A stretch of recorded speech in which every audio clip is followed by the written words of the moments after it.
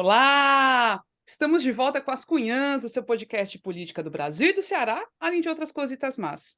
Eu sou Camila Fernandes e, como sempre, estou ao lado de outras duas cunhãs jornalistas, a Ebele Rebouças. Oi, Ebele!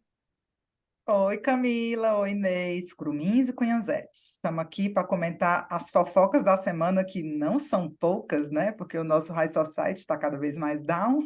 E a política também não parou. Muita movimentação, né? Beijo, bora nessa. Muita movimentação, não para não, gente, não para, é coisa demais. E claro que a gente está com a Inês Aparecida, o imã de todas as fofocas. Oi, Inês! Menina, foi demais, uma semana intensa, né? Muito intensa. Fofocas locais, fofocas políticas, fofocas do High Society, cacete e etc. E muita. Ciro Gomes voltou a falar, quer dizer, teve de tudo, teve de tudo. Pois é. Hoje a gente vai tentar trazer um pouquinho de tudo, né? Mas o foco é falar do Partido dos Trabalhadores, que a gente sabe, não é novidade para ninguém, é um partido bem fragmentado, tem várias alas, né? E que nem sempre estão em harmonia, mas neste momento as tensões estão se sobressaindo, estão vindo à tona. Insatisfações sobre a distribuição de cargos em órgãos federais levaram, por exemplo, o deputado federal Zé Ayrton a fazer duras críticas contra seu colega José Guimarães, né, há poucos dias. Hoje, o Guimarães é um dos nomes mais fortes do governo Lula, então é uma história para a gente observar, para a gente prestar atenção. Antigos aliados do PT, como servidores públicos, professores, pessoal do MST, também começa a expor descontentamentos em ações locais e nacionais, né? Aqui falando também do Ceará, está rolando descontentamento, então a gente vai abordar tudinho no episódio de hoje, tá? Antes de começar, vamos ao recado do financiamento do podcast. As Cunhãs é um trabalho feito de maneira independente, por nós três, jornalistas sem vínculos com outros veículos de comunicação, e que existe graças ao apoio de Cunhãs e Curumis, que estão sempre nos apoiando mesmo, de verdade, do fundo do coração, e a gente agradece muito. Então, se você quiser também se tornar um apoiador ou uma apoiadora, é super fácil, tá? Pode ser pelo site apoia.se/ascunhaspodcast ou mandar um pix para a chave ascunhaspodcast@gmail.com. A contribuição, gente, pode ser de qualquer valor, mas a partir dos R$ 10 por mês você recebe um episódio extra exclusivo e pode assistir a gravação com a gente pelo Zoom, que a gente faz a gravação remota. Então, você pode estar em qualquer lugar do mundo para participar, dá certo. Então, é sempre muito legal, é um momento de interação muito incrível que a gente tem com os nossos ouvintes. Se você mandar um Pix, deixa no local da descrição do pagamento o seu e-mail para a gente poder entrar em contato depois, tá bom?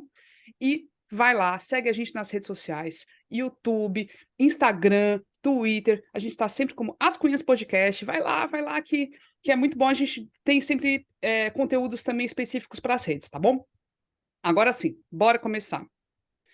Vamos começar pela história do PT, né? Porque, enfim, a gente teve a visita do Lula na sexta-feira à Fortaleza, foi a primeira visita dele como presidente da República. Poucos dias antes teve, né, um quiprocó local que também respinga nacionalmente, né? A gente teve o deputado federal José Ayrton Cirilo, que é do PT, veio à tona pelo jornal O Povo, né, numa entrevista, acusando seu colega de partido, colega de Câmara dos Deputados Federais, José Nobre Guimarães, de pensar só nos interesses dele, ao concentrar cargos do governo federal para si e até distribuir para bolsonaristas outros cargos, deixando os companheiros do PT de fora. Então, o Zé Ayrton estava reclamando especificamente da própria situação, dele mesmo, como pessoa que está sendo alijada desse processo de distribuição de cargos.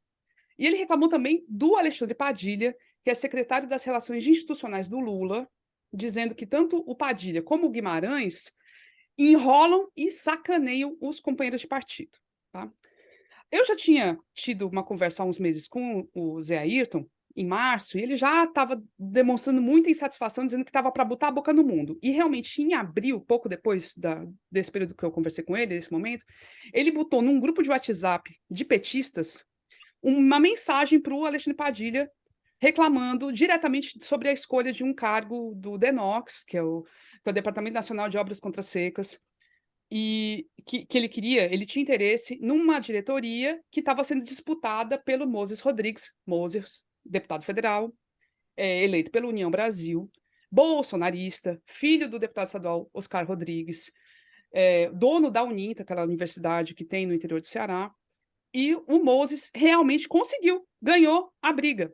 Botou uma figura dele, que inclusive era um assessor dele, parlamentar, um cara chamado Alan Galvão, e o currículo dessa pessoa se resume a ter sido vereador de Pentecoste por um mandato e assessor parlamentar do próprio Moses. Então, essa é a Tá pessoa que está errado lá isso aí. ocupando, não é não? Tá errado isso aí.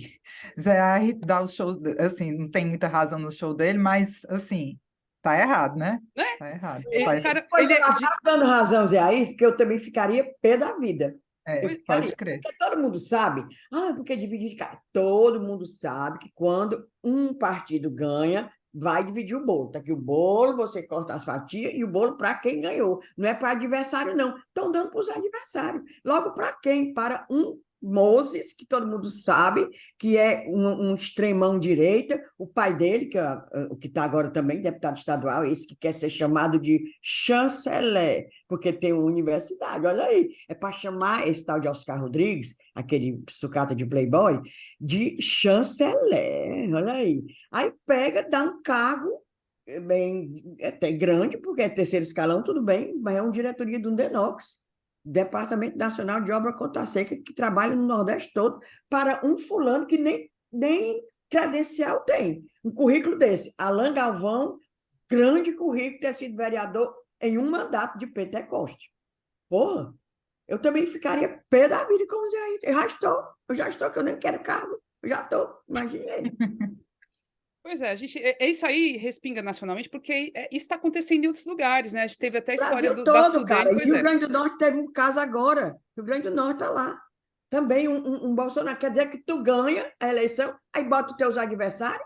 Não. Em nome de uma governabilidade, é isso que eu não me conformo. Eu E o, não. gente, e o pior de todos, que a gente fica boca aberta, Heitor Freire, Pois na é. Sudene. Heitor Freire. Também É ocupando uma realmente. diretoria lá. Que é assim, para situar o pessoal, né? Heitor Freire não se elegeu como deputado federal de novo, não se reelegeu, ele estava disputando pela União Brasil. Bolsonarista olavista de carteirinha. Gente, era o que havia de pior no bolsonarismo, Heitor Freire. Aí se intrigou com o Bolsonaro, né? Intrigaram. E aí agora tá aí. Todo petista. Daqui a Ele pouco queria faz o criar L. uma secretaria, o Ministério da Desesquerdização. Ele condena, é baixo nível. As declarações desse Heitor Freire, por favor, não confundir com Heitor Ferrer.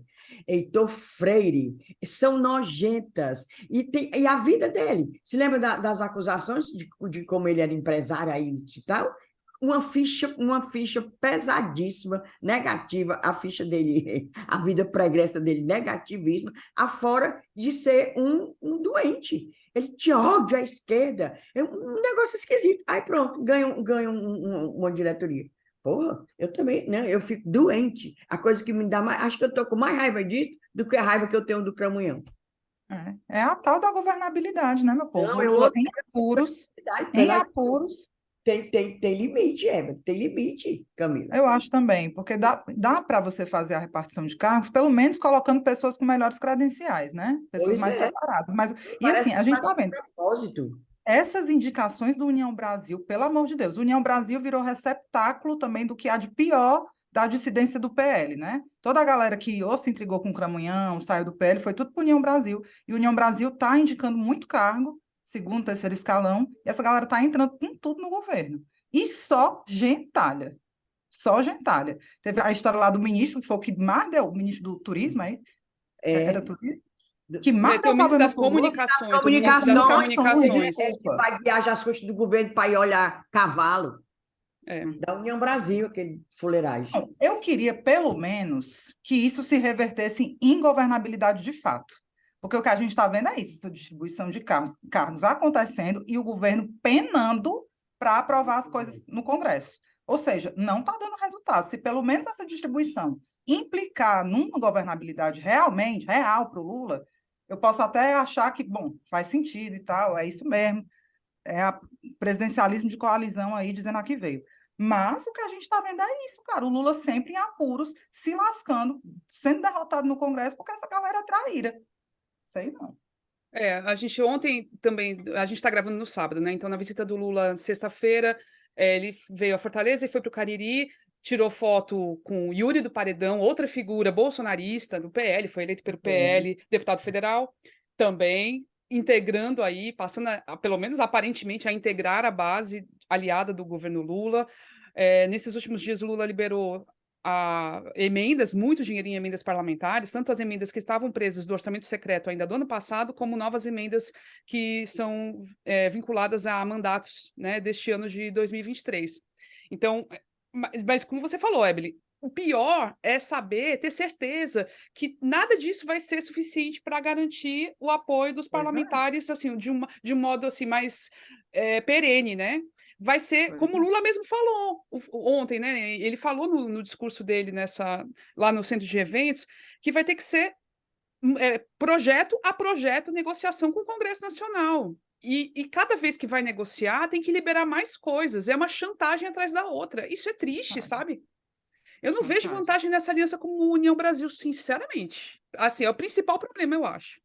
Meu povo, vocês se lembram, em nome da governabilidade, também que faziam isso do governo da Dilma, que a Dilma botou, nunca me esqueço, daquele Crivella, aquele pastor Crivella, nojento, que também já foi ministro aí do Cramunhão, no desgoverno anterior, botou, quando eu vejo companheira Dilma botando Crivella para ser ministro de uma coisa de agricultura, pesca. O homem não sabia o que era uma piaba, nada, um baiacu, nada. Aí bota em nome de governabilidade. Adiantou alguma coisa? Adiantou alguma coisa lá no Congresso quando foram votar o impeachment da mulher? Adiantou coisa nenhuma. Isso é um bando de nojento. Pode confiar num cabra desse? Pode confiar num deputado que era como esse Heitor Freire, que dizia isso, que vão botar um ministério da desesquerdização, não sei o quê.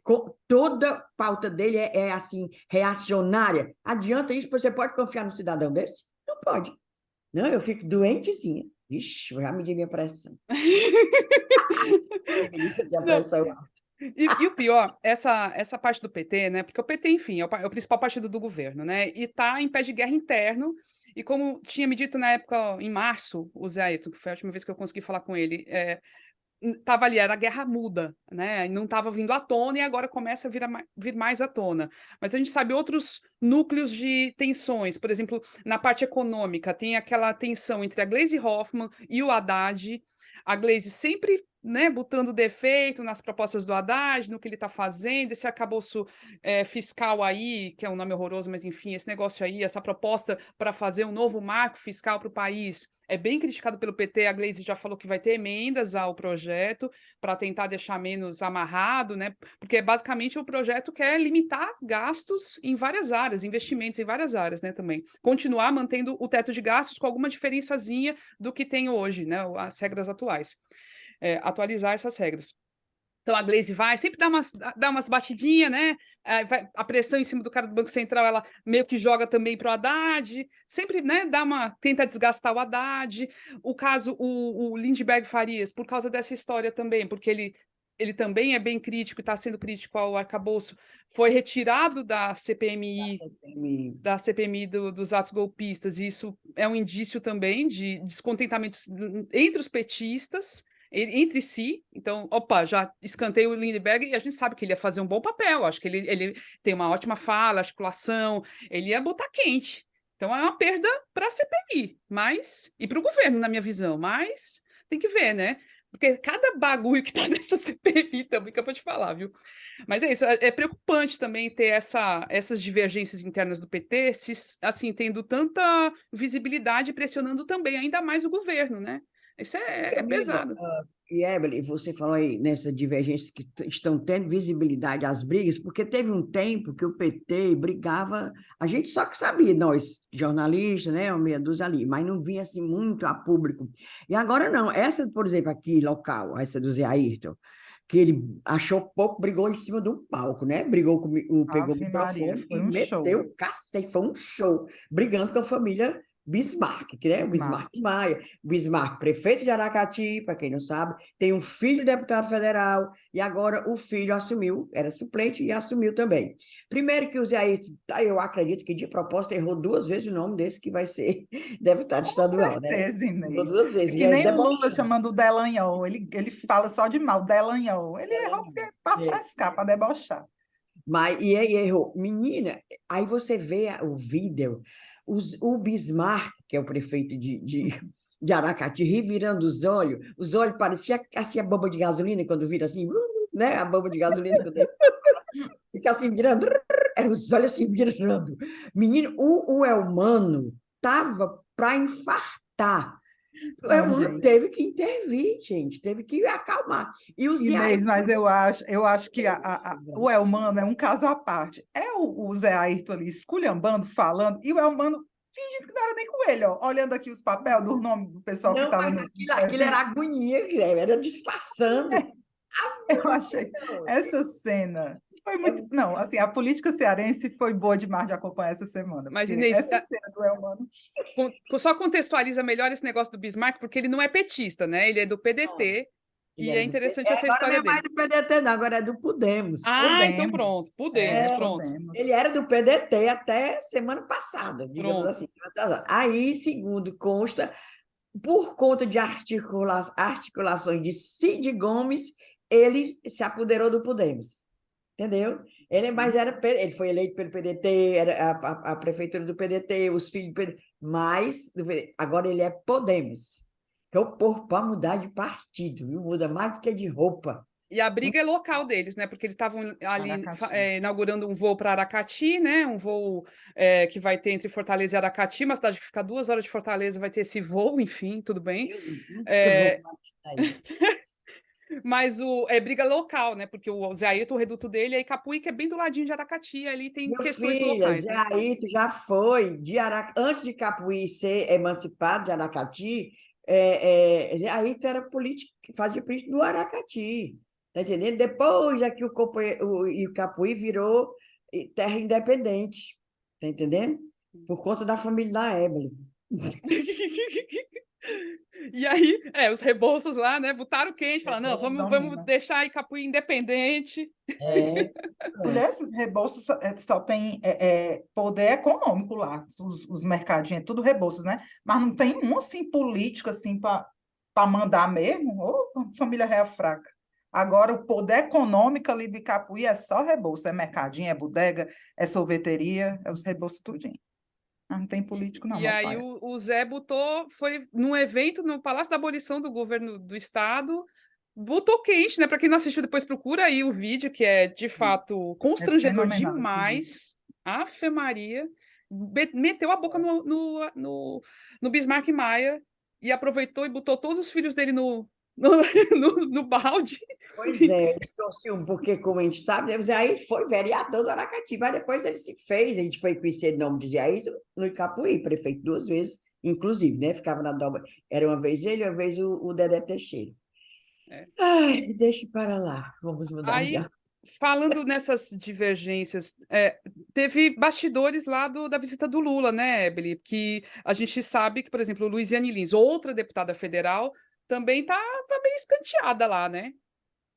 Pois é, eu achei super esquisito. A Luiziane não ganhou o VIP, a pulseira do VIP lá para o evento do Lula, né? Eles ganham, o evento dá uns PIN. Para cada tipo de PIN, a pessoa tem acesso a uma área diferente ali do evento. E a Luiziane não foi convidada a subir ao palco.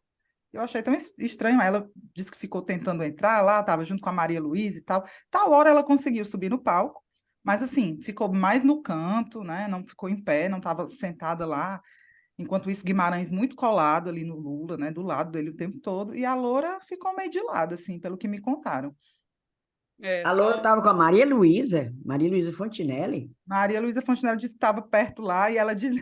E a Maria Luísa querendo subir no palco também, disse que se não conseguisse subir, ia tirar a roupa, ia fazer um escândalo.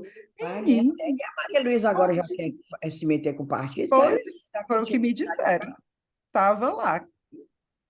É, é, E e tem teve. outras coisas legais também, assim, dessa visita, bastidores legais, né? A gente Conta teve aí, alguns Ebeli. informantes, né? Alguns correspondentes secretos.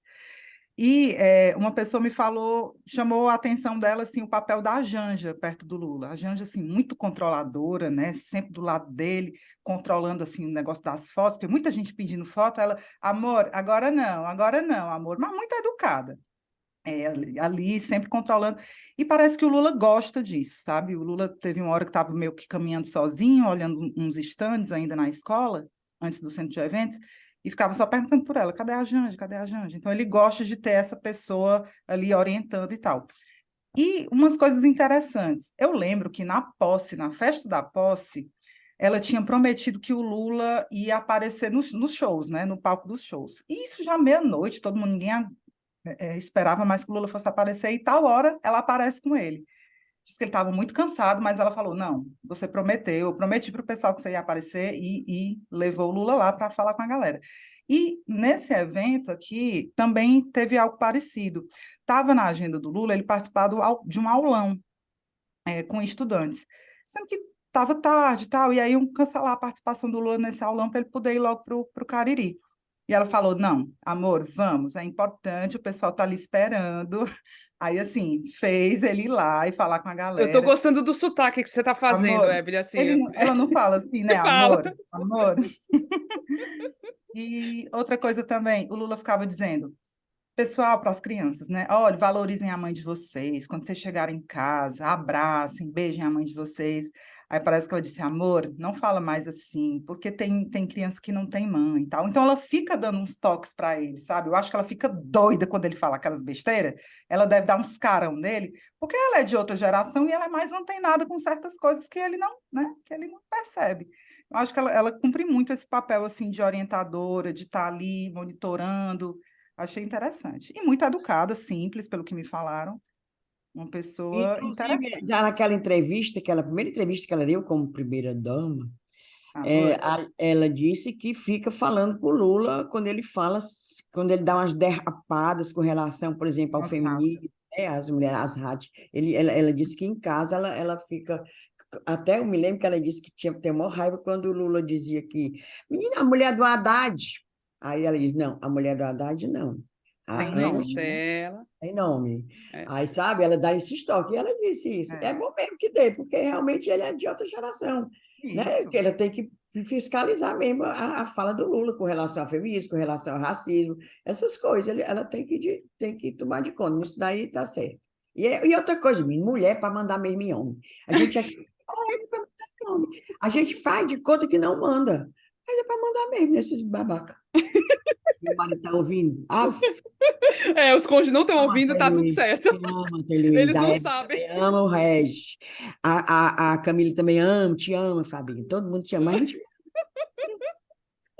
Aí, falando durante a visita do Lula à Fortaleza, né, e na hora que ele estava no centro de eventos, Ciro Gomes estava do outro lado do Atlântico fazendo palestra na Universidade Nova de Lisboa, na primeira aparição pública, em fala pública, após a derrota de outubro do ano passado, né?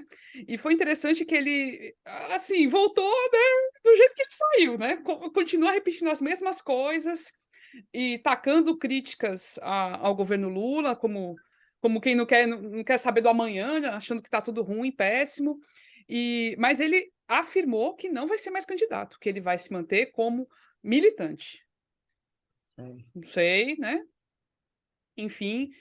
Aí, deixa eu trazer outros elementos aqui do. A gente teve um outro correspondente secreto também lá na visita do Lula, que mandou algumas observações do público que estava lá, sabe? Que era um público formado majoritariamente por pessoas envolvidas na área da educação, já que o evento era voltado para isso, o lançamento do programa da escola em tempo integral no país todo e tal, replicando o modelo do Ceará para o resto do país, e tinha muita gente com plaquinhas, com demandas, sabe? Não estava só oba-oba, felicidade e alegria. Tinha muita gente pedindo, por exemplo, respeito ao piso salarial da educação, tem muito município que não aplicou ainda, dinheiro público para as escolas, taxar fundações público-privadas, que são essas fundações que estão investindo muito dinheiro para investir, por exemplo, no novo ensino médio, e sobre a principal reclamação era a revogação do novo ensino médio. Assim, muitos pedidos disso.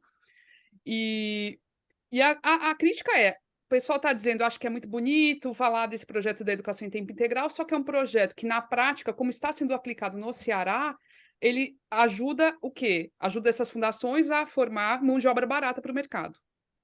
E eles querem que isso seja modificado, que o modelo da escola em tempo integral seja alterado. Então, os professores estão muito antenados nisso, e que seja um modelo mais participativo, que atenda realmente o interesse da comunidade, que escute a comunidade, porque vem um modelo pronto, com as apostilas lá da Fundação Lehman, Fundação Natura, Fundação Itaú. Assim, é um negócio bem esquisito, gente, que a gente tem que voltar a falar mais disso, inclusive. É Que, mesmo. que assim, é muita gente que critica, e tem razão, tem motivo isso, né? Mas é isso, aí não chega. E basicamente, como sempre, né? Como tem sido os últimos eventos, a imprensa fica num cercadinho super longe e não teve nenhum acesso à Lula, nem aos outros políticos que estavam acompanhando o evento, nem a Camilo, nem a Eumano, a ninguém. Não teve entrevista, não teve como perguntar nada disso.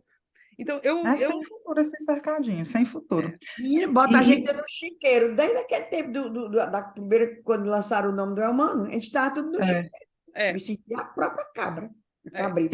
E por falar em demanda, a minha mãe estava doida para ir para esse evento do Lula, não era para bater palma, não. Diz ela que ia reclamar com o Lula, que as comidas continuam muito caras. Minha mãe está impacientezinha. Mãe, tu pensa que é assim, é? Eu reverter 4 anos de desgraça. Falou, eu vou lá e eu vou falar que a gasolina está muito cara e a comida também não está nada baixando, não. Aí eu falei, vai, É muito doidinha, né? Não? É muito Maria. bandido, né? Ela, muito. Demais, demais. Mas eu acho que Pois tem é, uma. Assim, a população vai ter uma paciência até certo ponto, realmente, né? Tem é. sentido isso. O da minha mãe é até fim do ano. Ela disse que só vai esperar até fim do ano. Olha, Senão acho que ela vai ela vai começar a fazer a bater por ela. revolução. Ai, não, manda ela ficar junto com o Ciro Gomes, pronto. Pronto. Exatamente. Tá aí, mãe. Não vai Ei, votar em direita, não. Fique com o Ciro, pronto. falar em tensão, né? Ó, Né, Camila? Tem as tensões também do Elmano e só uma coisa que a gente tem que comentar ainda dessa história do Lula, de que Sarto não foi, né? Inventou um Isso. atestado médico aí, uma gripe, e não compareceu à visita do presidente da República na cidade dele. Tacou-lhe o atestado. Tacou-lhe o atestado na noite anterior, estava todo fogoso, né? Estava todo alegrinho num evento do município, e no dia seguinte falando, uma gripe, um quadro viral, e aí me impediu. Agravamento de um quadro viral. quase viral, foi. Ele Ou mesmo deu um seja, atestado para ele, ele não é médico. Ele deu mesmo o atestado dele. E agora vocês sentiram muita falta do Sarto lá, não, né? Não, né? não senti, não.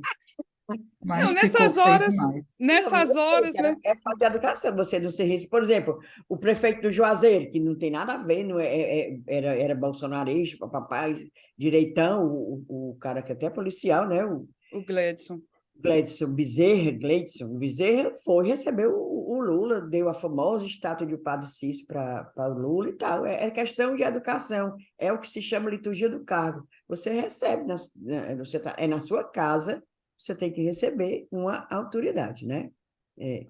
Falta de educação, sabe? Mas, Outro detalhe que o correspondente, um dos correspondentes secretos que nós tivemos, contou é que tinha um bocado de governador também, não estavam só o Eumano lá, não. Tinham outros governadores, mas o que estava com a cara assim fechada e que estava assim.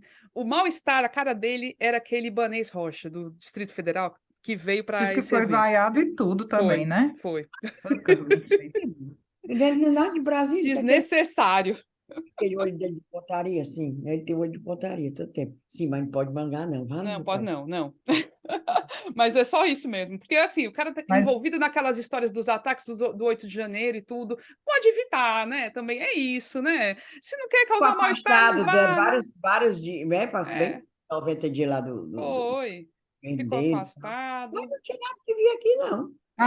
Mas teve outros. Aí, para compensar a feiura, estava lá o gato do Helder Barbalho também, governador do Pará. Gato. É a cota, né? Correspondentes secretos disse que assim chamava atenção a beleza. Olha, Gato mesmo. Olha, Olha aí. botei Olha aqui aí. uns Google Imagens para ver fotos recentes, realmente. Está, né? Parabéns. Tá de parabéns, né? O rapaz. Parabéns. Aí vamos para o estado do Ceará, porque como a Inês falou, realmente está rolando também uma certa. Tá no ar uma insatisfação meio generalizada com esse início de governo humano. Generalizada, eu falo por conta de gente que estava apostando em certas medidas, por exemplo, os servidores públicos do Estado estavam apostando que ia começar realmente um processo de valorização das carreiras, depois de anos de tudo travado, só que o negócio não está bem assim, né, Inês? Menina, tá não. A gente sabe principalmente o servidor público que é interessado na questão. Mas acho que o público em geral também acho que acompanhou, deve ter acompanhado o reajuste dos servidores, que foi reajustado, o Elmano deu 5,8%, parcelado em 2 vezes. Meu povo, é muito pouco. 3% primeiro e depois 2,8%. E os servidores queriam 9%, ele deu 5,8%.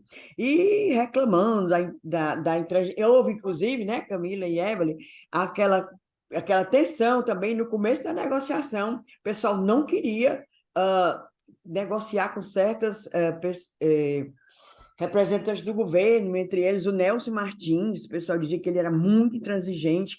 O Mano ouviu o recado, ouviu, entre aspas, e realmente mudou. Quem ficou negociando foi o deputado Romeu Aldigueri, que é até do PDT, mas é da base do governo. É coisa estranha, né? É do PDT, mas é o líder do governo do Elmano lá na Assembleia. É o Elmano do PT. Pois é, mas mudou, saiu o Nelson Martins, entrou Romeu Aldigueri, e acabaram aceitando. Teve um ensaio assim de greve, de confusão, mas aceitaram essa coisa aí parcelada, que é um absurdo.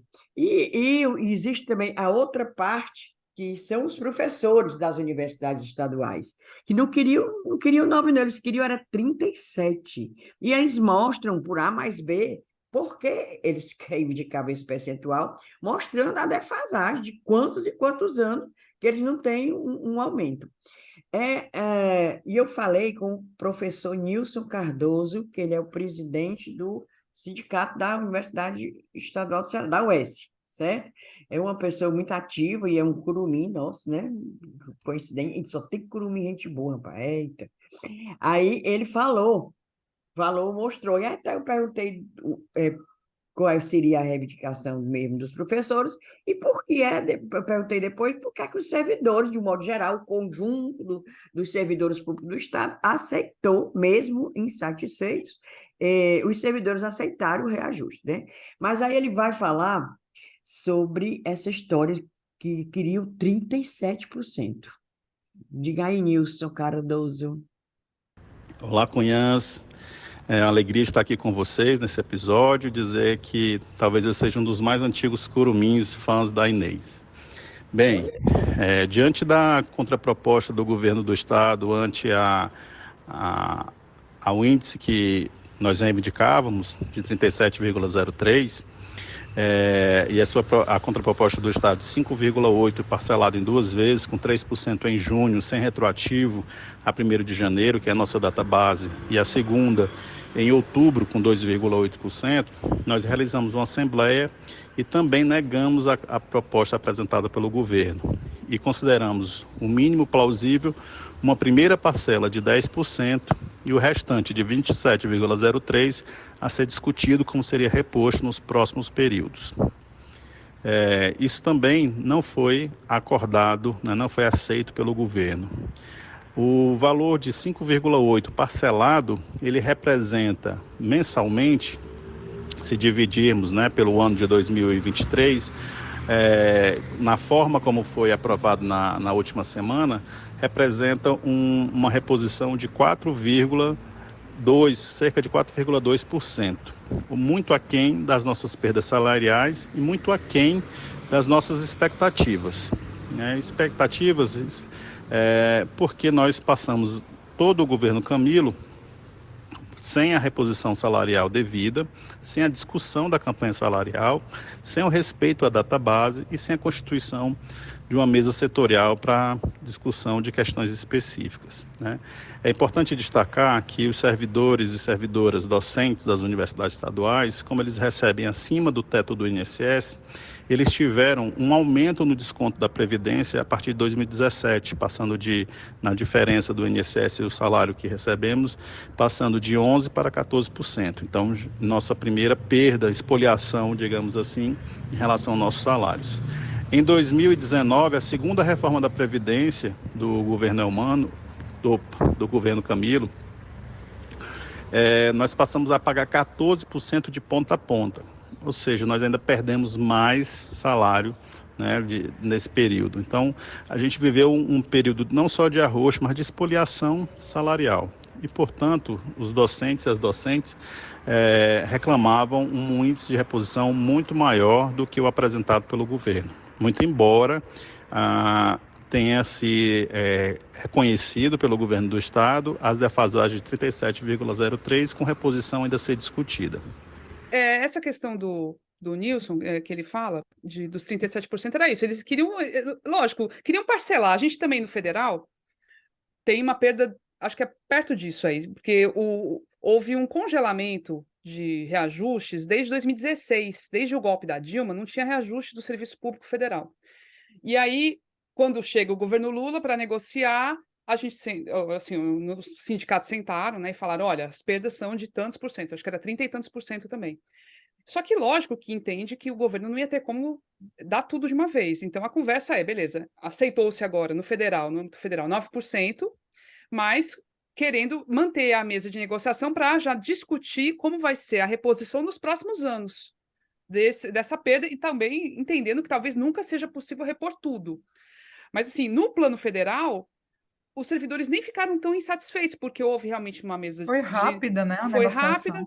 A ministra Esther Dweck, que é dessa área de gestão, né, a ministra de gestão, é uma pessoa muito bacana, interessada, se mostrou muito disponível para negociar, mas chegou e foi muito honesta, falou, olha, a gente tem um limite e tal, seu orçamento aí, tarará, o máximo que a gente consegue é isso. Então, foi uma negociação muito tranquila por isso, e assim, não houve essa sensação de insatisfação, como está no governo do Estado. Os servidores do Estado estão insatisfeitos porque a negociação foi truncada, teve a intransigência, bater o pé de cara, e, sinceramente, eu acho o pior de tudo é essa falta de transparência, porque fica parecendo que o Estado está tudo bem, não, está ótimo, o Estado do Ceará, né, as contas estão em dia, está tudo ótimo, o Estado com essas finanças, né, perfeitas e maravilhosas. Só que, se tivesse mesmo, acho que teria dado para negociar algo um pouquinho melhor, né? A coisa não está boa. Aí eu perguntei também para o Nilson, como a gente está vendo essa insatisfação, como é que tu está insatisfeito e tu se cala, né? Eu digo, mas como é que os servidores todos insatisfeitos e todo mundo de cabeça baixa aceitou essa coisa? É vergonha, não sabe nem fazer a conta, 5%. Aí eu perguntei isso ao Nilson, ele me explica, mas ele tenta explicar aí os motivos por que houve essa aceitação. Bem, o conjunto de servidoras e servidores, né, tem se reunido e mobilizado em torno de uma campanha salarial desde 2019, e quando fizemos atos na porta do Palácio da Abolição todos os meses, sem sermos recebidos pelo governo do Estado. 2020 veio a pandemia e o que nos obrigou aí a brigar pela sobrevivência e apoio a outras pessoas mais vulneráveis. 2021 foi ano de reabertura, quando começamos a tentar novamente nos rearticular, mas com muito receio das pessoas em participar dessas mobilizações e dessas articulações. Já em 22, isso foi tomando um peso maior, né? A gente foi então ampliando esse debate e culminando no final de outubro, no início de outubro, com uma ocupação no Palácio da Abolição por 9 dias, né? Acordando e dormindo lá na frente do Palácio, esperando que a então governadora Isolda pudesse nos receber e dizer do índice que seria previsto no projeto de lei orçamentária anual. Isso sem sucesso, mais uma vez, né?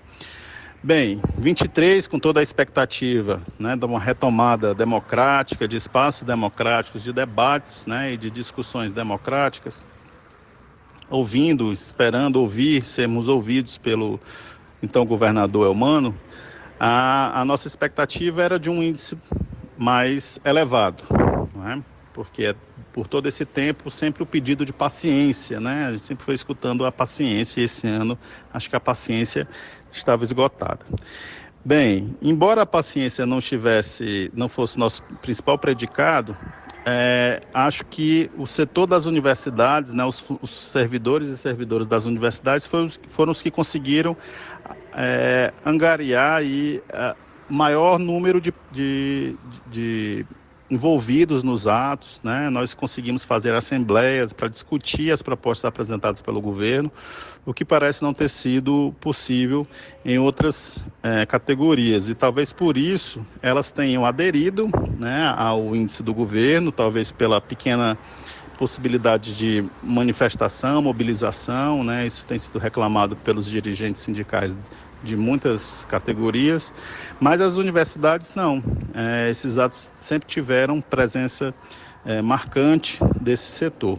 Então, é isso que marca a diferença e que mostra a insatisfação coletiva desse grupo de servidoras e servidores. Pelo que a gente viu que o Nilson falou, foi falta de mobilização das outras categorias, que como ele disse, os docentes, os professores das universidades estaduais conseguiram se mobilizar. E, inclusive, estão em estado de alerta, em estado de greve.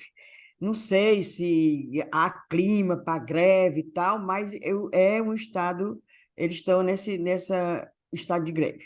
Mas também, o Nilson falou ainda também, o professor Nilson Cardoso, presidente da SINDUS, né, Sindicato da UES, sobre as demandas históricas. O que é que as universidades, desde sempre, reivindicam? Outras demandas históricas, né, da UES, que é a contratação de pessoal efetivo, também ainda está pendente. O governo do estado, embora tenha autorizado e foi realizado o concurso, ainda não nomeou esses profissionais. Há uma demanda também de substitutos e temporários por equiparação salarial. Enfim, nós temos um conjunto de reivindicações que há anos eles são infelizmente alimentados pelas condições dadas pelo governo e que tem feito a universidade sobreviver e existir muito pelo nosso esforço e muito menos pelas condições que nos são dadas, né? Então, essa realidade precária das universidades estaduais, eles são certamente mascarados pelo esforço coletivo do pessoal docente, dos conjunto dos estudantes, das estudantes e dos servidores, né? A condição que deveria ser garantida pelo governo do estado está muito aquém daquilo que a gente entrega para a sociedade. Isso que ele fala é outra coisa muito preocupante. A gente está falando, teve o evento do Lula da educação, vários projetos, temos um ministro da educação aqui do Ceará, o Camilo Santana, que foi governador, e temos aí no governo do estado um petista, né, o Elmano, e é histórico realmente essas demandas da UES. Se a gente chega, faltam muitos professores em várias áreas, eles têm que ficar ali improvisando toda hora. Aí fizeram o concurso, beleza, para contratar, aí demora para chamar, ainda tem os substitutos, tanta demanda. Aquele centro de humanidades da UES, gente, está caindo aos pedaços, um negócio assim, destruído, um destroço. Como é que isso é valorizar a educação? Não é valorizar a educação, não é. É esquisito, né? É histórico. Desde que eu me entendo por gente, realmente a precarização da UES é uma pauta, cara, é impressionante. E, Camila, teve até, assim, nesse último, não sei se já foi governo humano, eles estão fazendo algumas manobras para tentar canalizar mais os recursos do governo para a UES. Acontecia, assim, muito recurso da FUNCAP, por exemplo, ia para a UFC, né? E eu entendi que isso gerava um incômodo, sabe? Porque enquanto a UES precisava de muito recurso, parte dos recursos do Estado estava indo mais para a UFC. Então, realmente é um negócio que tende a mudar com essas mudanças na regra da FUNCAP e tal, mas eu não sei se resolve o problema, não. É muito estrutural esse problema da UES. Eu sempre notava também, Evelyn, essa história esse constrangimento, era tipo assim, um mal-estar de verbas do Estado serem canalizadas para federal, para a UFC, ao invés da UES. E eles falam Porque havia projeto, né? Havia projeto de pesquisa. Como a Universidade Federal do Ceará tem um know-how em projeto, acabava que realmente quem era aprovado em edital e tudo mais era muito a UFC. E tinha mesmo esse incômodo, né? Bom, agora vamos só, já que a gente começou falando hoje sobre fofocas, a fofoca que não quer calar, né? Então vamos, por enquanto, né? Ficamos por aqui com esses mal-estares e tal, com essa situação aí do governo humano, realmente a falta de dinheiro, e isso é preocupante. A gente ouviu de outros gestores, inclusive gestor da cultura, preocupação com falta de dinheiro do Estado, a gente tem que ficar de olho nisso, vamos ficar. inclusive, muito de olho. Mas vamos para a fofoca, gente, pelo amor de Deus, que o povo deve estar se roendo em casa para saber mais o que aconteceu. Eu estou falando da situação entre o secretário da Prefeitura de Fortaleza, Ferrúcio Feitosa, e um dono de restaurante. O dono de restaurante. Explica, Inês, vai, você que chegou com essa fofoca e conte tu, vai, bora. A cara disso, eu que cheguei com essa fofoca. A história que veio à tona foi o dono do restaurante se queixando, afirmando que tinha sido agredido em casa pelo secretário Ferrúcio Feitosa, que teria apanhado e que o Ferrúcio teria até matado uma gata que ele tem. Nunca vi a pessoa ter gata de segurança, mas ele tinha essa gata, já era idosa e tal, dizia ele que o Ferrúcio matou. O que ele postou no Instagram dele, esse Roberto Marcant, foi isso, que o Ferrúcio tinha chegado na casa dele para agredir. Mas a história tem o outro lado, né? Que também não é uma pessoa chegar. Esse Roberto Marcant é dono do Caravaggio, que é um restaurante, é dono do Moranga. Moranga, e dono agora de um tal de Flores. O Moranga é na Rua Xavier de Castro, na Praia de Iracema. E a história que ele conta é essa, que o Ferrúcio chegou na casa dele agredindo. E a história Do outro que tem lado. do outro lado é essa, é o seguinte, há muito tempo que esse Roberto, que se chama Roberto Marcant, mas o verdadeiro nome dele é Roberto Flávio da Silva Júnior, ou seja, é o nome do pai dele. Mas ele usa Marcant, porque é chique, né? Francês, né? E que ele disse que é porque o avó dele já foi muito influente aqui em Fortaleza. A avó dele era Marcant. Aí ele usa o nome Marcant. Pois bem, deixa para lá. E ele há muito tempo reivindica, junto ao Ferrúcio, porque se dão, assim, socialmente, tá, o conhecimento aí do High Society, pede coisas que para a intervenção da prefeitura, tipo, tirar o morador de rua da Rua Xavier de Castro, que é a rua de um dos restaurantes dele. Tem que tirar esses moradores de rua. Tem que botar guarda municipal aqui na porta do restaurante. Isso ele sempre reivindicava ao Ferrúcio. Inclusive, eu tive acesso a áudios. Ele pedindo isso e aí, ao mesmo tempo que ele pedia, ele dizia assim: por que o empresário sempre é penalizado, mas é o empresário que paga imposto, é o empresário que sustenta a prefeitura? Aí começava, né? Várias vezes. Aí tem uma vez que até o Ferrúcio disse assim: olha, eu estou na reunião. Pois você está na reunião, pois aproveite, peça isso, aquilo, outro. Puf, passou. Quando foi esse dado de semana, ou esses dias, agora essa semana, o Ferrúcio estava no restaurante dele, tinha uma cantora, e o Ferrúcio achou de postar a cantora no Instagram dele, Ferrúcio. Então, esse Roberto Flávio da Silva Júnior, disse que chamou ele. Você está no restaurante? Tá, pois vem para cá. Aí chamou ele para outro restaurante, que era justamente esse Flores. E quando o Ferrúcio chegou, o Ferrúcio, a esposa e mais um casal médico foram lá. Pois vamos lá no outro restaurante para conversar essa história dessas reivindicações. Quando chega no outro restaurante, o Roberto não estava. E o garçom, sei lá quem foi que atendeu, disse: não, o senhor Roberto não está aqui, está na casa dele, que é aqui vizinho. Ferrúcio foi lá com a esposa e o casal. E quando chegou lá, esse Roberto Flávio da Silva Júnior, também conhecido como Roberto Marcant, foi dizer as mesmas coisas, fazer as mesmas reivindicações. Aí consta que o Ferrúcio ficou pé da vida, né? Com certeza já tinha bebido, claro.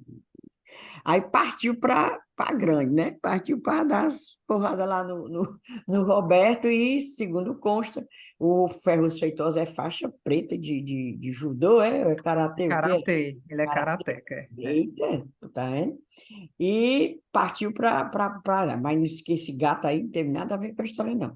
Ou seja, a história é essa. A versão que o Roberto conta é que o Ferrúcio, quem vê a primeira postagem dele, pensa que o Ferrúcio saiu de casa, foi bater na casa do outro para dar umas porradas. Não, a história foi essa. É certo a pessoa sair dando porrada nos outros? Não, não é certo. Eu achei errado. E se ele bateu no pobre da gata, é ainda pior. Mas a história, a versão completa é essa daí. Sobrou até pro Celi Studart, né, Ebeli? Vai, O vai. Célio, o Célio foi se meter lá na postagem, porque isso tudo tá bombando no Instagram, né? Este Olha, Marcão já fez 3 postagens, aí ele posta, bota a foto, tem uma que aí ele postou a foto do Ferrúcio, aí a legenda, isso é um cínico com S, com viu? A essa, nossa, a nossa elite, olha, esse povo que estudou em analfabeta, né? Londres, acho que perdeu, né, o costume de falar português, escrever português, porque é cínico com S. É. Aí ele posta as coisas contra o Ferrúcio e marca tudinho, marca o Ferrúcio, marca o Camilo, marca a mulher do Ferrúcio, marca tudinho. Ele tá com ódio, este Marcão. Diz que É. vai até as últimas Esse consequências, Marcão, que verdadeiramente é da Silva Júnior. da Silva Júnior. E postou, gente, a foto da gata morta. Deve estar morta, a gata já idosa realmente, estatelada assim no chão. Postou essa foto dessa gata que o Ferrúcio teria chutado, matado num chute. É. Aí, Célio Studart interviu. Menino, marcaram até a Luísa Mel nesse post dessa gata. Célio Studart interviu, disse que vai acionar a delegacia como é? Da Polícia Ambiental, não sei o quê, porque é crime ambiental, né? Matar animal assim. E a confusão se instaurou e se generalizou. Realmente, né? 2 homens brancos, elite, rica, que se conhecem há muito tempo. Esse Marcão disse que conhece ferros de menino, de criança, solamente pela gata. Esta gata mexeu comigo. Eu tô atrás aqui do post do Célio Studas para ler Não, aqui o para Célio você. Studas levou a dele porque ele foi dizer que ligou para o secretário. Engraçado, quando eu leio as postagens do Célio Studas, eu Ler ouço com a a voz. voz dele, né? Eu também, Eu Inês. liguei para o secretário e o secretário disse que não foi assim, não. Aí a negada caiu de pau em cima do Célio Studas, dizendo: Ah, é, né? Para o secretário você liga, né, secretário? Célio, deputado. Mas quando é cachorro, que dizem que foi morto por conta de rituais de candomblé, você não liga, não, né? Você vai logo falando mal. Quer dizer, até sobrou também para o Célio Studas. Essa tem que pegar aquela música, né, do Falcão. Eu sei que a burguesia fede, mas tem dinheiro para Para comprar comprar perfume. perfume. É, minha Letra filha. e E música, alô, alô, Marciano, Falcão tá e cada. Roberto Marcos, Tarcísio Matos. É uma coisa horrível, Ai, gente. ai. Aí, e esse Marcão tá dizendo que vai até o final. Todo dia ele faz uma postagem nova aqui contra o Ferrugem. Eu Negócio só E o sei que Ferrúcio, segundo eu soube, né, a fonte que mostrou que os áudios e tal, também já fez boletim de ocorrência, é, alegando difamação e tal, porque uma das postagens desse Roberto é dizer que o Ferrúcio estava drogado e alcoolizado. Aí isso. depois ele já está dizendo que ele está alterado. Acho que ele não pode. Eu sei que a briga é feia. A briga é feia. Esse Moranga, já vocês se lembram, não sei se os nossos curumins e pinhanzetes se lembram, esse Moranga teve um tempo que apresentava para as mulheres um cardápio sem preço. Como antigamente, década de 50, quando o casal ia para restaurante, para uma coisa assim, para um bar, e a mulher não pagava nada, né?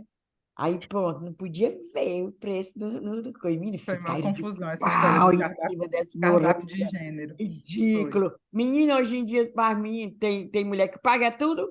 Oxi, que os homens não metem mais nem a mão então, no bolso. então, mas é só mais um caso que respinga na prefeitura de Fortaleza também, né? Que é impressionante como tá, assim, é um imã, né, para tudo de ruim. Aí só faltava isso e pronto. Aí tem um caso Um desses, né? secretário que se mete numa briga. Pois não É, é só falta mais, falta o quê? Não sei o que falta. totalmente evitável, É né? totalmente evitável e meio. É, Agora é. vamos para o momento do desabafo, o momento do recadinho, que é o momento Discunhã. Quem quer começar? Quem quer começar? Você, Eu? você, Tá tu bom, vive mandando a gente começar, tu vai eu começar. começo. É. O meu Discunhã não é nem meu diretamente, foi uma sugestão da Amélia Rocha, defensora pública, cunhanzete, maravilhosa, É mesmo, professora adoro. também da Unifor. Ela é muito dedicada à área do direito do consumidor e me mandou uma história que é muito interessante, que é o seguinte: em 2022 foi criado um decreto, é o 11.150, que meio que define o direito à pessoa, tipo, de falir, tá? A pessoa física mesmo, tá? Se fica super endividada, não só endividada, não é a pessoa que tá com muitas dívidas, mas está conseguindo pagar. É aquela pessoa que contraiu tantas dívidas que ela já não tem mais como pagar, de jeito nenhum. O que ela recebe é insuficiente para pagar até essas dívidas que ela tem. Então, é como se decretasse uma falência da pessoa física, e aí esse decreto de 22 tem um problema já de nascença, que ele define que a pessoa, os bancos, enfim, tem que garantir para essa pessoa pelo menos R$ 303 para ela continuar viva, para ela viver, e o resto pode tomar, né? Em termos assim, o banco pode pegar na renegociação. Aí, agora o governo federal está querendo mexer nesse decreto, alterar. Mas está querendo alterar o valor do mínimo existencial para R$ 600. O que, para os defensores, né, públicos, né, segundo o Conselho Nacional das Defensoras e Defensores Públicos Gerais, é também insuficiente. Porque a gente sabe que as famílias, assim, têm gastos relativos, cada família, assim, gasta com certas coisas, enfim. E o que os defensores querem é que seja avaliado caso a caso, na negociação, qual é o mínimo existencial daquela pessoa, daquela família. Não querem que se coloque ali um valor fechado, fixo, sabe? Então, eles mandaram um ofício para o ministro Flávio Dino com essa solicitação para que não seja amarrado esse valor, para que tenha essa abertura para uma discussão caso a caso, e esperemos que o governo federal tenha essa sensibilidade para isso, para acolher essa solicitação. Mas eu achei muito, muito importante e muito sensível, né? Porque cada vez mais a gente está vendo cada vez mais gente super endividada. E aí, quando tem uma empresa, eles decretam falência, está tudo bem. Não mexe na fortuna das pessoas, né? A empresa que A empresa fica falida e o dono fica rico e fica mais fica rico ainda. rico. Não vê E aí quem esse se povo da ferra, Americana? exatamente. Oxi, Não mexe na fortuna dos caras. Aí, quando é a pessoa física, ela se lasca todinha, lasca né? todinho. Pois é, do primeiro ao quinto. Então, é fogo. Realmente é muito importante essa ação aí dos defensores e das defensoras públicas. Muito bem, E Amélia Rocha. muito bem, esperemos que o Flávio Dino tenha essa sensibilidade. E tu, Inês, diz aí, diz, Minha cunhã. filha, meu disco Ian também é terceirizado, né? O teu foi terceirizado, mas o meu também é. O meu é terceirizado do Gustavo Vieira, nosso curumim, e é bicicleteiro. Ele fica revoltado e com toda razão, indignado com o avanço de motocicletas e de veículos de quatro rodas em cima das ciclofaixas, ciclovias. Quer dizer, o bicicleteiro fica prejudicado, arriscando-se a ser atropelado, a morrer e tal, e lá, tá nem aí. Aí ele queria que a MC, né, da prefeitura, fiscalizasse mais e aplicasse multa. Não só multa, porque multa também não resolve, que fizesse uma campanha educativa, mostrando, gente, isso aqui, tem tanto lugar para vocês andarem, isso aqui é do pessoal de bicicleta, é o pessoal que se utiliza de bicicleta. Quer que custe? Pronto, pois aí o meu discunhã, eu faço minhas as palavras do Gustavo Vieira e a indignação dele, com isso a gente vê, nós, você, eu, você que está ouvindo, você vê isso todo dia, o pessoal entrando naquela parte que isso é para bicicleta. Quer que custa, cara, deixar o Inês, povo da bicicleta? se tivesse fiscalização disso aí em Fortaleza, não precisava nem de taxa de lixo. A prefeitura estava rica. A arrecadação ia bombar, ia bombar. Eu deixei de andar. Eu andava de bicicleta para passear, né? Para me exercitar e tal. E só em ciclofaixa. Eu deixei de andar com medo porque é direto. Moto e carro. O povo para e fica parado esperando uma pessoa sair do prédio. Estou dizendo, se tivesse fiscalização, e não só disso, eu acho que a prefeitura está precisando arrecadar, fazer caixa, devia aumentar a fiscalização de trânsito. E, menino, passasse um dia ali no centro, andando pela General Sampaio, Senador Pompeu, pronto, enricava. Porque é desrespeito ao trânsito 24 horas. Mas a preguiça desse povo que fiscaliza da IBC é grande, só pode. Fica confiado só nesse negócio dos fotossensores, né? Pronto, acho que já é. Mas se fosse para a rua, mais calor grande, né? E principalmente agora que está um calor horrível, Fortaleza, eu não vejo. Não tem. E quer ver Tem pouco, outra na coisa que dava verdade. Eu acho que dinheiro? são poucas equipes de Eu acho que fiscalização. É está bem pouca, é esvaziada pouca. a MC, está pouca mesmo. Vão fazer concurso agora, né? E É. tá aberto o concurso. Vão. Mas outro lugarzinho, outra coisa que dá dinheiro é esse pessoal que estaciona assim nas esquinas, que quando a gente vai atravessar, olha, não vê, Você não não consegue tem olhar. condição de ver. Não tem eles não obedecem aquela distância regulamentar, né? Não, aí é tudo assim parado, sem dom. Fortaleza vê é sem dom. Sem dom, né? Sem dom. É sem dom. Pronto. Sem Eu sei que esses dias eu quase fui atropelada por uma bicicleta. na contramão, bicicleta vindo na contramão. Ia atravessar a rua, estava livre, do lado, né, da mão que vem os carros, e de repente, aí eu só sinto o bicicleteiro em cima de mim, assim, Ave Maria. travando. Puta que eu pariu! E Fiquei assim, nessa semana, nosso amigo Sérgio de Souza presenciou também um carro, perto ali da universidade, perto da reitoria, um carro atropelando um ciclista e fugindo. Era uma pessoa simples, né? Parecia realmente um trabalhador, uma pessoa simples. O cara atropelou, o rapaz saiu, o carro avançou, deu uma parada, acho que ficou olhando assim se alguém tinha visto, não sei o quê, e pegou o beco. Aí o pobre do homem ficou lá gemendo.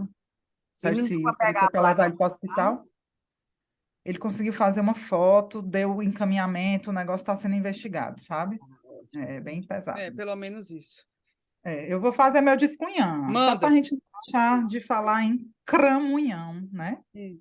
Vamos ter que falar, e eu vou dizer assim, eu acho que foi uma dentro do Lula, quando ele disse, nesses dias, que a mansão lá do irmão do ex-ajudante de ordem do Bolsonaro, Mauro Mauro, Cid. de 8,5 milhões de reais nos Estados Unidos, na verdade, do Bolsonaro. Ele cravou, Ele disse, não, essa ele não casa deu o nome do Bolsonaro, mas ele deu a entender que é o o Bolsonaro. paladino do negacionismo, né? Isso, E o Cramunhão sentiu, já foi sentiu. para as redes sociais de camisinha branca, aquele look Paz e amor. de quem está errado, look paz e amor, look de quem quer limpar a suja, foi para as redes sociais dizendo que processará o Lula, porque Lula botou a culpa dele nessa história dessa mansão e das mortes da Covid. Diz que ele não tem nada a ver com isso, papapá.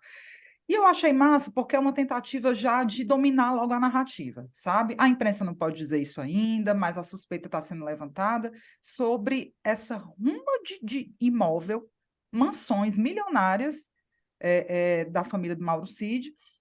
Tudo se encaixa, né? As coisas estão se encaixando, isso vai vir à tona, mas eu achei muito legal que o Lula já jogou a real e já lançou a narrativa, porque como a imprensa não está podendo falar ainda, pelo menos a gente começa a discutir e né, a trazer à tona essa versão. E era isso, era só para Gente, comentar o esse celular babado. do Mauro Cid tem É, tanta conversa, tem tanta muito. coisa. Vai vir Essa muita última coisa. que saiu do Aguirre Talento, do UOL, que botou diálogos do Mauro Cid com outros Michele. assessores, assessoras, gente assim falando, o Mauro Cid falando, eita, temos que ver esse negócio, todos esses pagamentos das coisas da Michelle aí, em dinheiro, só querem que seja em dinheiro, aí usando o cartão da outra lá, de uma assessora E amiga. Dona Michele, só para esclarecer assim, se a pessoa não viu ainda essa matéria, que foi no UOL, não foi, Isso. nós estamos comentando. É o seguinte, Michele, a Santa Michele, com aquela cara de sonsa, te conheço, viu, Michele? Sei. Ela usava um cartão de uma Rosemeira, Isso. coisa assim, para poder gastar, tá entendendo? Para não dar na ela. E a Rose já estava achando esquisito. E esse Mauro Cid também, todo mundo, porque era gasto demais. Ela pegava um dinheiro, que Deus sabe lá de onde saiu, e Deus não sabe, mas a gente sabe. Aí empurrava para pagar as contas do cartão da Rose. Só que era dinheiro, inclusive tem comentários, né, deles lá, dos assessores, já temendo. Ele diz assim: já pensou se a imprensa descobre? Já pensou depois que o homem sair do governo? Que sair, as conversas foi quando ainda o Cramunhão era presidente. Aí ele já estava de orelha em pé e diziam para a Michele, dona Michele, dona, não pode ser assim, ela não estava nem aí. Aí o pessoal com medo, aí um até exemplificou. É como aquelas histórias do Do Flávio, Flávio. como rachadinha. Ai, Foi. tem que vir à tona, tem que Rapaz, desmoralizar logo na raiz essa cara de sonsa aí. Aí o pessoal fica esperando delação do Mauro Cid, nem precisa, tá tudo no celular dele.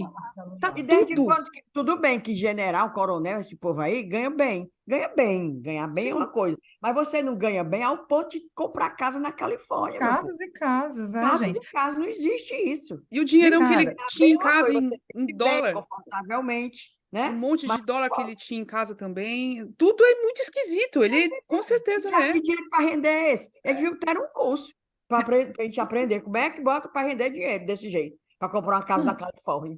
E né? essas viagens para os Estados Unidos, essa história dele demorar que só a voltar, né? O Pois Bolsonaro. E todo mundo então, achando, não, ele não quer voltar agora, porque não sei o quê. Tá Vera esquematizando, o pois cara visitando os imóveis dele, vendendo e fazendo.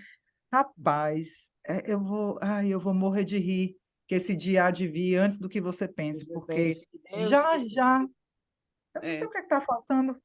Eu acho que é isso. Eles estão fechando bem as provas, deixar tudo amarradinho, sabe? Para não deixar ponto sem nó. É tudo bem amarrado. E vai rolar, porque Vai é prova rolar. demais, É gente. isso. Esse celular, putz, esse celular. E o celular, o Cramunhão tão cuidadoso consigo mesmo, que é isso, ele tenta botar tudo para os outros, né? Então ele não tinha É. celular, ele sempre trocava a cada 3 meses, não tem nuvem do Bolsonaro. Não tem nada, ele é totalmente neurótico com ele. Ele não quer que nada chegue nele e respingue nele. Então, esse negócio de pagar tudo em dinheiro. Mas não tem jeito, as outras pessoas são normais. Então, a prova virá de um jeito ou de outro. É bom Não. demais, gente. Bom demais. Vamos para os cheiros e para Bora pro recomendações, para ir cheiro. embora? Eu tenho um bocado de cheiro Manda, Inês. para Gal Freitas, de Salvador, Bahia. Ela nos ouve, diz que nos conheceu, na época quando ela começou a nos ouvir, por causa do Budejo, que ela também é seguidora do Budejo. Beijo, Luan. E do Chá com Rapadura. Beijo, meninas. Aí ela disse que conheceu as cunhãs por conta disso. A Gal Freitas, eu conversei, foi muito com ela outro dia. Ela mora lá em Salvador e ela é criadora de gatinhos. Ela tem 16 gatinhos em casa. Ui, 16. E ela pega, eu fiquei tão emocionada, ela pega os gatinhos de rua, os bichinhos aleijadinhos, aqueles mais que ninguém quer. Pois ela tem 16 gatos em casa. Gal Freitas, próxima vez que eu for a Salvador, quero lhe encontrar. Beijo para o Marcelo Bloch, que até fez um reparo comigo, dizendo que quando eu falei que tem gente que para em Vaga de estacionamentos deficiente. sanitários, né? Estaciona, e que, por exemplo, para deficiente, aí sai andando. Aí ele disse que eu me lembro que não é toda deficiência que é visível, que existe, por exemplo, ele tem um filho, a filha, ou um filho dele, ou é filha, que é autista, que ninguém vai perceber quando ele para sim. no estacionamento. Digo, não, eu sei porque eu também tenho uma deficiência que ninguém vê, né? Que é o meu olho direito, que tem cicatriz na retina. Pois bem, Rochelle Veras, também beijo para tu, cheiro, cerveja gelada. Beatriz Pimenta, Samuel Alcântara, Edson Tavares é ele é pernambucano, mora na Paraíba, tem um monte de programa de rádio em Caruaru. Menino, ele ouve a gente demais e dá o espetáculo dele. Ele disse que quando eu falo como vocês estão falando, quase não ouve minha voz. Ainda bem. Maiara Maiara Penina, também beijos para você. Beijo, abraço, cerveja, o que você quiser. Cerveja, uísque, vinho, qualquer coisa. Beijo. E tu, Qualquer coisa. Rebouças? Eu tenho. Olha aí.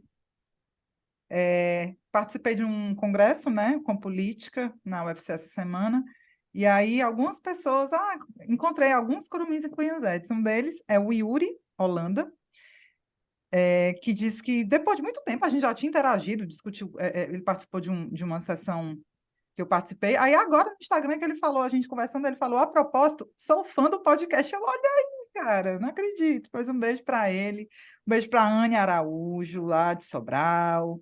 Ela vai entender por que esse beijo, é muita fofoca eu e ela. E ela, Inês, mandou um beijo para ti também, viu? A Anne. Peraí, tinha mais um. Me digo já, pode falar os seus aí, Camilo, que eu vou Eu pegar quero aqui, dar eu anotei. cheiros. Daniel Sampaio, nosso amigo Dani. jornalista lá da Assembleia Legislativa do Ceará, pediu cheiro. Falou: olha, a propósito, faz tempo que eu não ganho cheiro. Vamos mandar nós três cheiro, Daniel! Cheiro, Cheiro!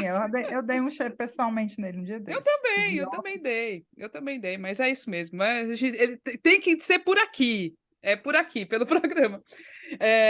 E aí, eu quero deixar também, fora o cheiro, uma recomendação. Essa semana, dia 17 e dia 18, vai ter no Teatro José de Alencar atividades do Dia Nacional da Luta Antimanicomial e com uma programação bem interessante para discutir atendimento humanizado para pessoas com adoecimento mental. A gente está vivendo um momento de muita gente que está na urgência disso, né, com muito adoecimento, muitos casos, muitas situações dessas.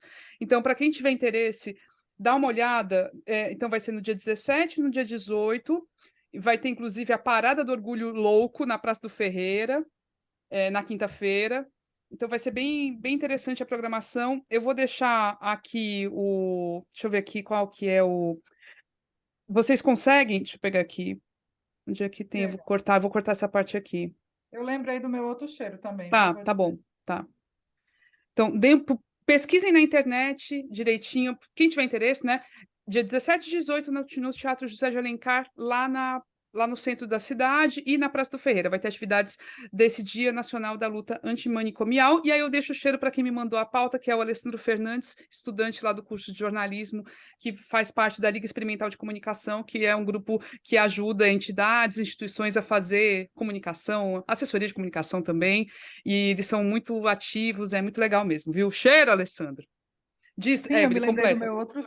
O meu outro cheiro é para o Caio Faena, viu? Nosso curumim querido e amigo. O Caio Inês também deu um toque para a gente, viu, Camila? Para a gente fazer. Ele ouviu o episódio sobre inclusão, né, e acessibilidade, e ele deu o toque que a gente podia fazer algumas coisas para melhorar a acessibilidade do podcast. Uma delas é fazer a nossa descrição, né? Que nem o Emerson Damasceno fez, a gente se descrever e tal. Aí só para os ouvintes saberem, eu joguei essa ideia no nosso grupo, e Inês adorou e disse que vai se descrever toda a vida.